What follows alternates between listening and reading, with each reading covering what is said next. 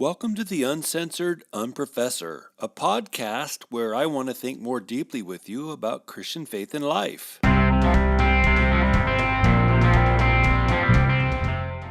Hey, you believers, non-believers, unaffiliated believers, sort of believers, you who are maybe for the first time beginning to bury your roots more deeply. Even you think I'm a believers, welcome. Good day to you, my notorious 9%ers. Welcome to all my unstudents.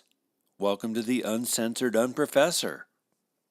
I hope today's UU podcast finds you growing in your faith in this season of life. I'm trusting that the UU show is helping you build a Christian worldview. Me? I believe in the Bible because I believe in Jesus Christ. He is the preeminent person of all of history. My good listener, are you interested in helping me shape the show? Well, if so, go sign up your email at www.uncensoredunprofessor.com.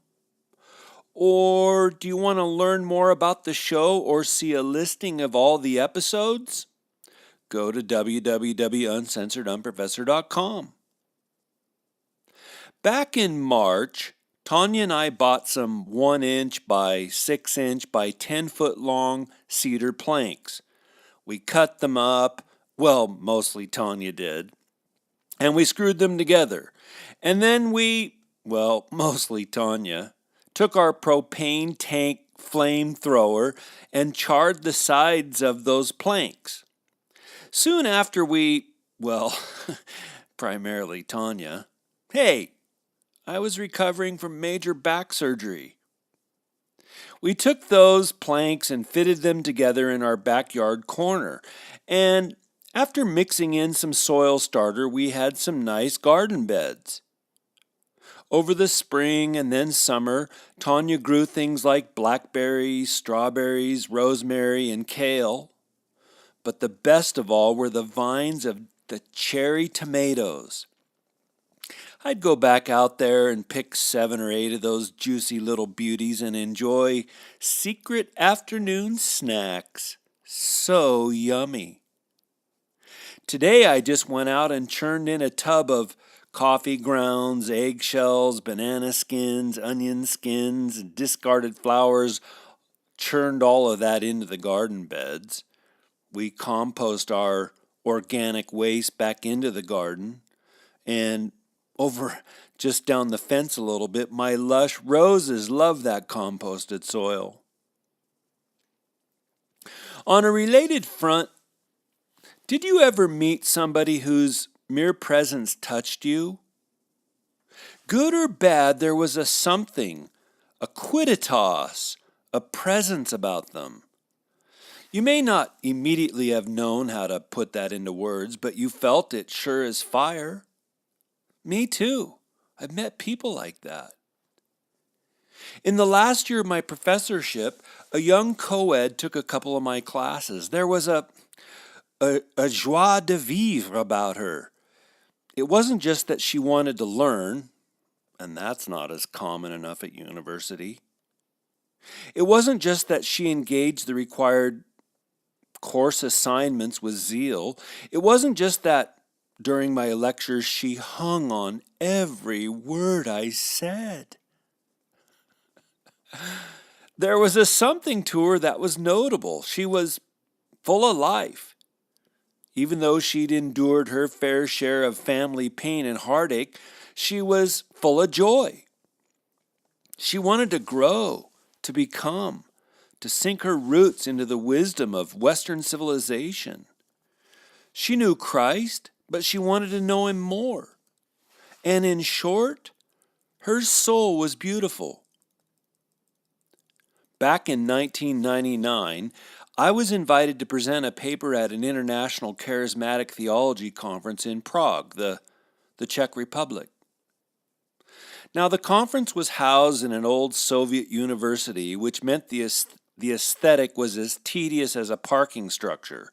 Square, gray, vapid, lifeless. The dorm rooms were arranged in an unimaginative manner. They were compact, Spartan, simple. But next to our room, the room where Tanya and I were staying, was Bishop Callistos Ware. He was an Eastern Orthodox professor at Oxford. Prior to that conference, I had read 2 of his books and some of his journal articles. I was even honored to have him be the external reader of my long PhD dissertation. Now, you should know that Bishop Ware looks like Santa Claus. Google him, and you'll see what I mean. His beautiful white hair and a beard, and he wears glasses, although I'm not sure Santa did. Because the conference lasted 5 days, we ate several cafeteria meals with the bishop. He was approachable, had a rich sense of humor, and God bless him, he could laugh at himself. But Bishop Ware is also a monk. He spent many months at monasteries in Canada and Greece. And here's what struck me about him. A sense of holiness exuded from him that I don't think I've ever encountered in a person in all my life. Yes, he was calm, full of peace, but there was more. He was holy. Following Christ for the bishop is not a mere routine. It's not some feel-good program. Fluent in several languages, Christianity for Bishop Ware is not even a mere intellectual endeavor. Anyway, I report all of that to say he's a beautiful soul. And being around him made me want to be more like him and more like Jesus. When I was in junior college, through a mutual 5th floor men's and women's dorm room party, well, it was a party with a purpose. We met together to plan a skit for a college entertainment night called Musical Madness. And at this party, I met this brunette girl who had a depth to her that was mesmerizing to me. She was thoughtful, but it was more than that. She was extremely bright, but it was more than that. She had an attractive physical appearance I especially liked looking at and into her wonderful brown eyes. And I was drawn to her. I was drawn to her moral depth. She exuded a personal and unembarrassed strength about her moral anchoring. But she did that without coming across as self-righteous or preachy or vindictive. There was a quiet peace about her. I've always been drawn to peace-filled introverts. And that quiet peace was alluring to me. And you know what else was magnetic for me? She loved Jesus of Nazareth. More than anything else, she wanted her life to matter for the things of Christ. And I note all of those features to say she has a beautiful soul. And we've now been married for 33 years. I make that setup, you guys, to ask, what is the shape of your soul? I'm not asking whether you go to church. I'm not asking whether you're saved. What's the configuration of your soul? Now, if you know me, you know I love theological aesthetics. I love thinking about beauty in light of theology, and I love thinking about theology in light of beauty. And the book I published in 2016, entitled For Him Who Has Eyes to See, Beauty in the History of Theology, that book is a survey of some of the greatest Christian minds of all time and how they framed beauty. If you've listened to me for any time at all, you know I constantly refer to Jesus as being beautiful. I pray to him and my soul can see and feel the beauty that he is. His beauty gives me peace. His beauty washes away my sin. His beauty welcomes me in humility. so far beyond me. He is holy and powerful and eternal. What's the strength of your soul? What informs your soul? Do you ever make the time to simply soak in the silence of God's holiness? Beyond hoping people's impression of you is favorable, what do you want to be? Recently, I read a 6-page article in the journal First Things entitled The Origami of the Soul. Authors Timothy Rybarczyk and Francis Mayer, in their article, The Origami of the Soul, they describe how our souls get shaped by the Western marketplace worldview. Now, the writers weren't making some sniping anti-capitalist screed. In fact, they weren't attacking the free market per se. Their concern was very specific, very targeted. What does living in a hyper-economy do to the human soul? What does living in a society that defines people chiefly by what they can purchase do to the soul? What does living in a society that sees the marketplace, earning money, spending money, being defined by money, how does all that shape the human soul? It was profoundly thoughtful. And I won't be able to do it justice today, but I do want to summarize some of the highlights of the piece. So here's point number 1 in their article. You should probably fasten your seatbelts. The human soul needs healthy hierarchies. Number 1, the human soul needs healthy hierarchies. Lack of hierarchy collapses the soul into disillusion. Me? I truly believe a constant cause of millennial ennui is a lack of hierarchy. Does that sound demeaning? Because it's not meant to be. But the soul needs structure. For instance, as the authors point out, if students do not respect their teachers, they can hardly expect to learn. The student-teacher social configuration is of no value if students no longer respect their instructors. Just one small slice of the pizza pie of why I left the university is because the respect for professors from college students had shrunk such that it was barely recognizable. And I have many personal illustrations of that, but for fear of sounding like a grump, I'll mostly spare you. But here's a story from back when I was an undergrad. I had a religion prof who invited me and a friend over to he and his wife's home for an afternoon of swimming and then for dinner. And I was so honored. That prof's gracious invitation only made me want to study harder, to do better in his classes. But there was a clear hierarchy. I was the subordinate, and I was happy to learn from him. He was the superior. I was the subordinate, and I recognized that we were not equals. He had a PhD, I had a high school diploma.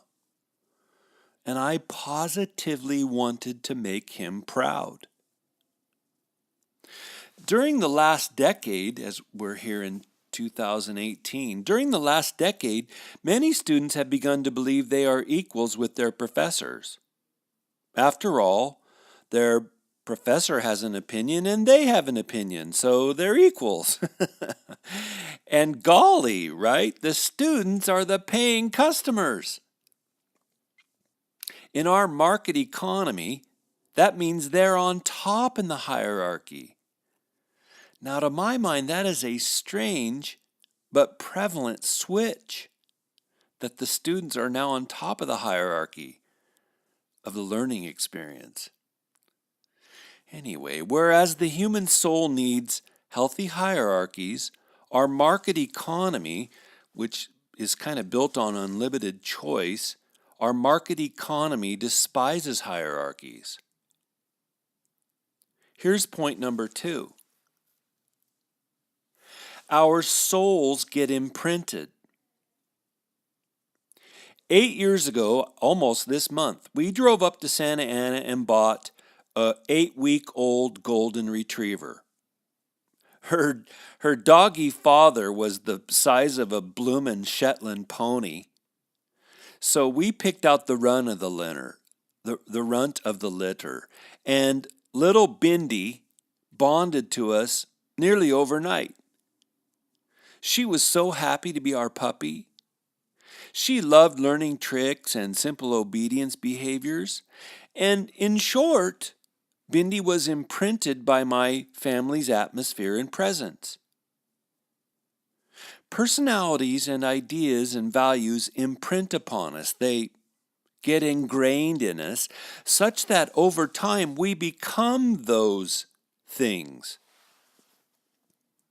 The modern market worldview imprints upon us that because we are purchasing consumers, we are masters of our own world. We are the lords of our lives. After all, we buy, we choose not to buy. We return items we don't like. We control our own wallets, purses. And again, the authors weren't, I'm not hammering capitalism. But the market mentality has an effect upon us. Our souls get imprinted. And Reichert and Mayer cogently argue that our Western souls get more imprinted by our market-driven worldview than by the Christian faith.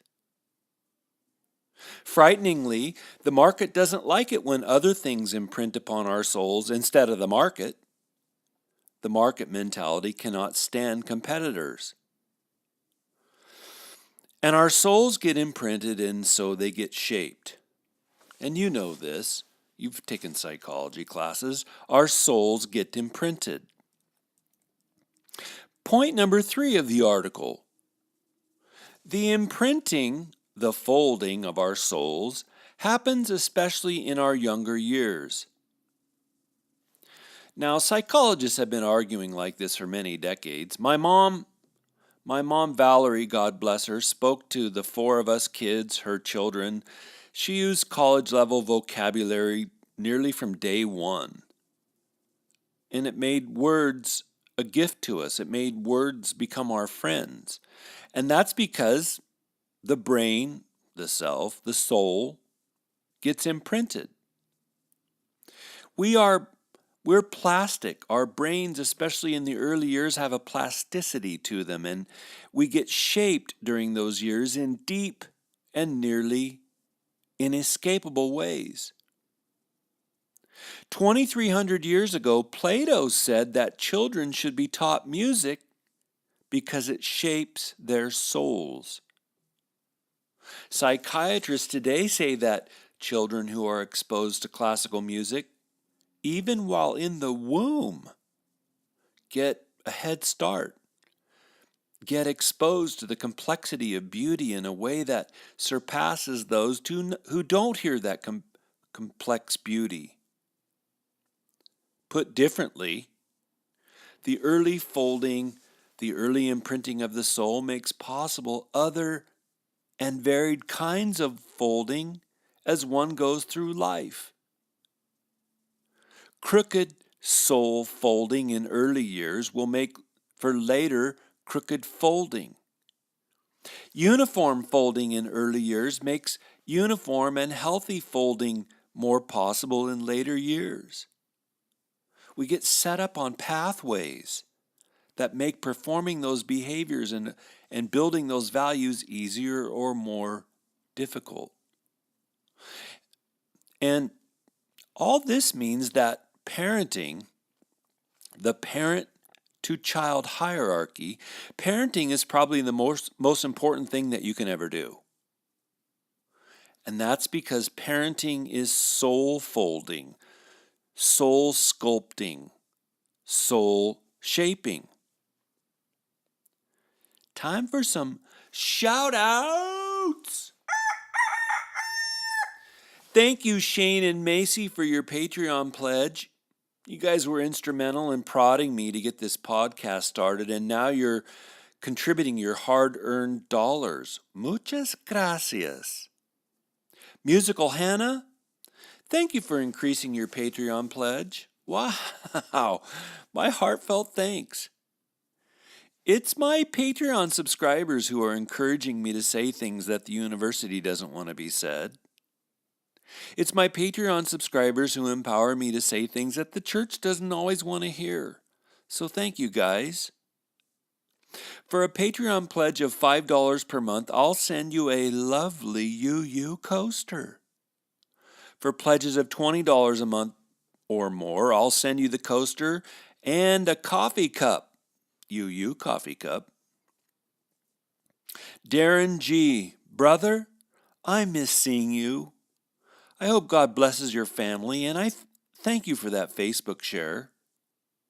Vanessa C., welcome to the show. And thank you, too, for your Facebook share. That's such a simple way to help me get the word out, you guys. Thanks so much. You won't be surprised to know that that market forces hate the nuclear family. The market wants to be the sole soul folder, the single soul folder, the only soul shaper, an unchallenged, unopposed imprinter of souls. When I read that in the article, I thought, wow, we do see a clear and pronounced hatred today for both the nuclear family and for families that opt to have moms stay home to do child rearing, right? Stay-at-home moms shape souls that aren't imprinted exclusively to the benefit of the market. Parents listening today, God bless and strengthen you. You are building future souls, which means you're imprinting future society. Mothers especially, because in most cases the baby bonds most immediately to the mother, and because of the female body's capacity to nurture her infant, mothers, you have an amazing God-given opportunity to shape, fold, and imprint the soul of your child. Caring for babies is to build civilization. Raising kids for Christ, it's a way to sanctify society. Oh my goodness.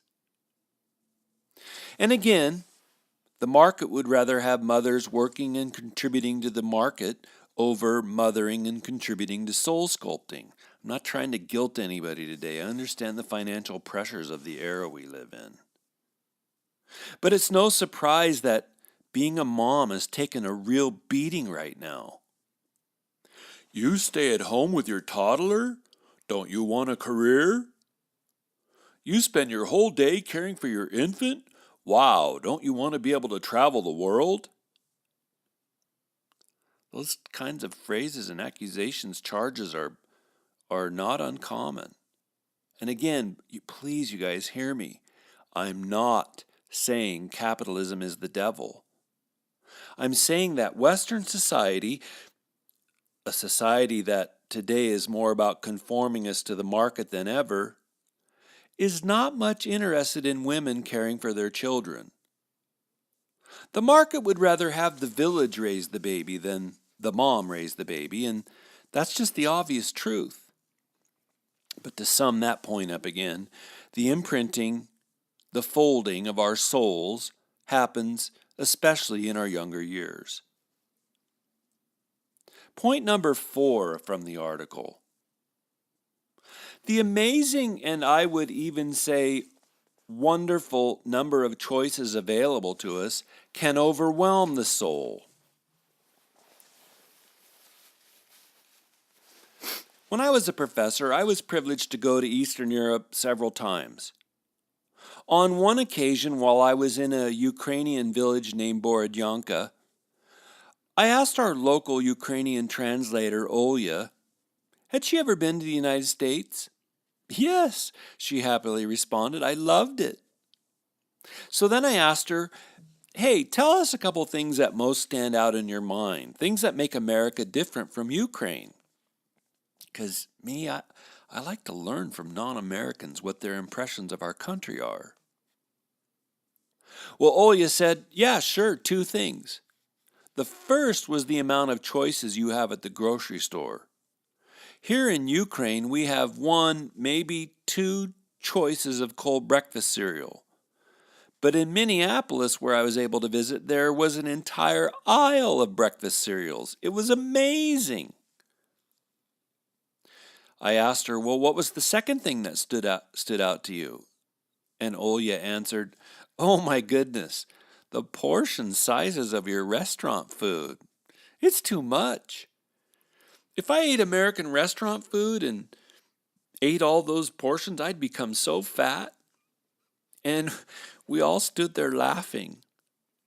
But her remarks stand out in my mind, and both of them went to the character of our marketplace. The amazing number of choices can overwhelm the soul. And I have to say, right, I love having so many choices.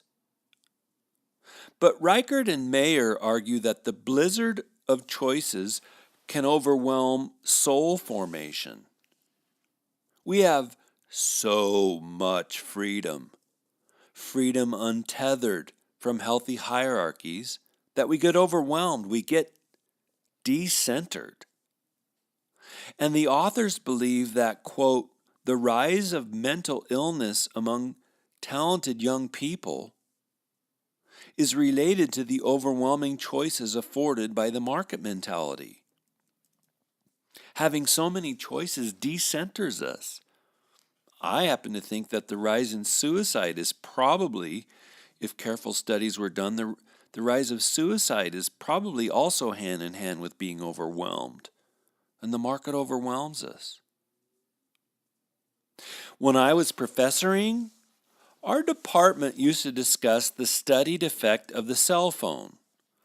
Those little handheld computers, right?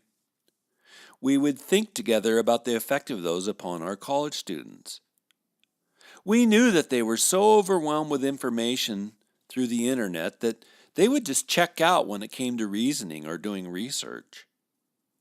But we never thought about how the market has a similar effect to overwhelm us.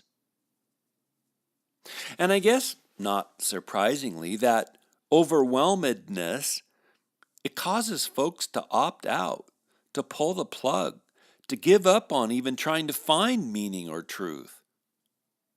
You've heard the broad lament, there's so many religions, they must all be true. Or, there's so many cultures, they must all be equally good. But I'm sure not going to choose just one. I can't choose just one. Why, it wouldn't be fair to only choose one. The market mentality overwhelms our ability to distinguish or to discern, and that causes ennui, boredom, purposelessness, existential meaninglessness. Do you regularly feel bored? Maybe turn your cell phone off. Ever feel like life is meaningless? Maybe it's a good time to center yourself. The amazing number of choices available to us can overwhelm the soul, and it can numb us to the point of emptiness. Now, this fifth point is the one where I knew that they were not just making, the whole tone I could tell they weren't just making some anti-capitalist screed, but the fifth point made that loud and clear, because here's point number 5. It's good for the soul to own private property. That argument alone made it clear that the gentlemen writing were making a nuanced case for soul development and not about how evil capitalism is. Because when we own property, we take responsibility for it. We care for it, we shape it, and in all of that we ourselves are shaped. Not only is private property ownership a check on governmental power and overreach, private property ownership can inculcate a sense of dignity and responsibility. we could extend those remarks about owning real property to ownership of one's future, of one's relationship, ownership even of one's body. Yesterday, I stood on the patio at my uncle's house, sunny afternoon. He talked about how the renters who had lived next to him for 9 years essentially beat the hell out of their house. The yard was an overgrown weed jungle. They had super loud late night Satan worshiping ceremonies. Yes, Satan worshiping ceremonies that he said would last from 12 midnight to 6 in the morning. The driveway was a littered mess. But when the new owners moved in, they cleaned up the lawn, swept the driveway, repainted the house, installed new carpet, and today they live in dignity and quiet as next-door neighbors. What's going on there? Ownership inculcates dignity. What are you doing to shape your future? Are you being intentional? What are you doing to shape your body? Do you love it?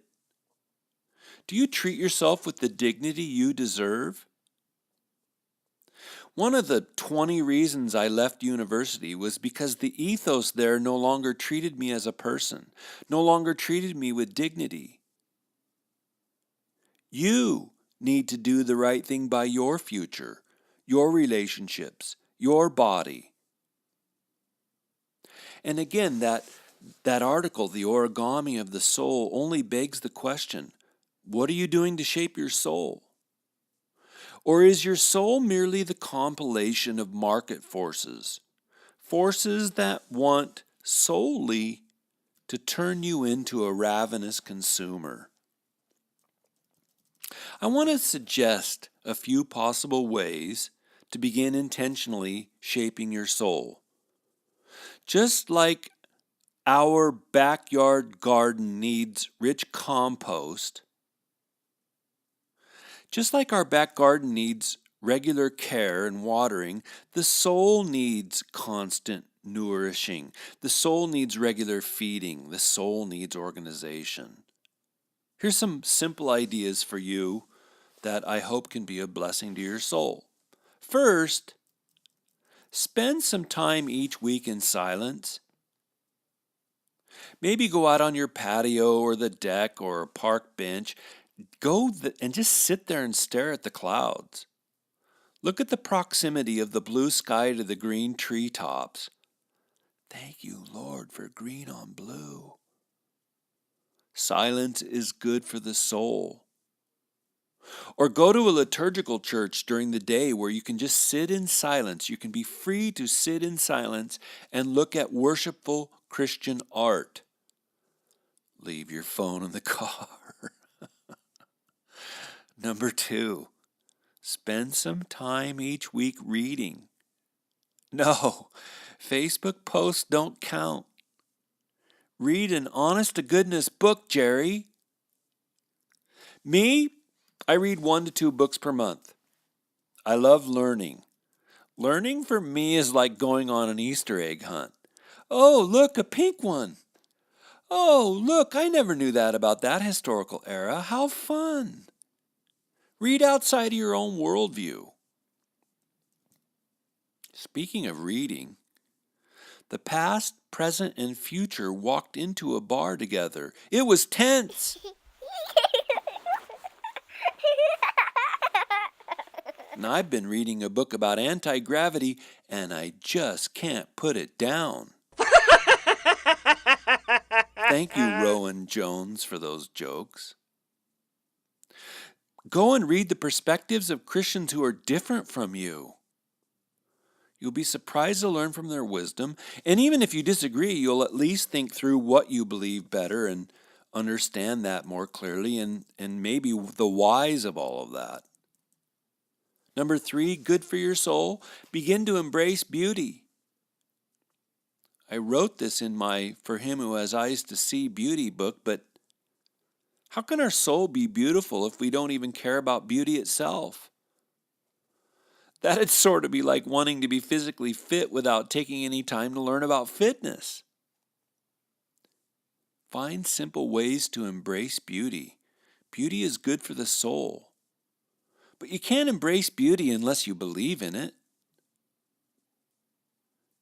Here's number 4. Take up a hobby. Begin to learn an instrument. Plant a small garden. Learn how to sew. Take golf lessons. Join a book club. Begin learning how to cook. Do something that requires both your body and your mind. We're living in an ever-increasing technological age that is stripping us of our humanity because we're sort of like minds in machines.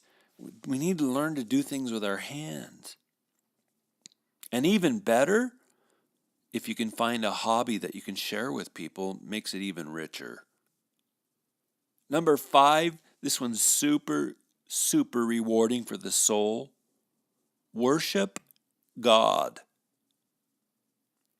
Not the God of your feelings, not the God of feel-good pop psychology. Ugh, there's so much of that's passing for Christianity right now. No, go worship the God of eternity. Go bow down the God who stands outside of time, who lives outside of eternity. Go worship the holy God before whom the heavenly host falls down in silence, the creator of your soul. Be proactive. Take your soul seriously. Soul care is an important thing. The shape of your soul is a lifelong thing. You will enter into eternity with the shape of your soul. Thanks, you guys. Thanks for listening. Thanks for downloading the UU today. And for the sake of the shape of your soul, turn your brains on, everybody.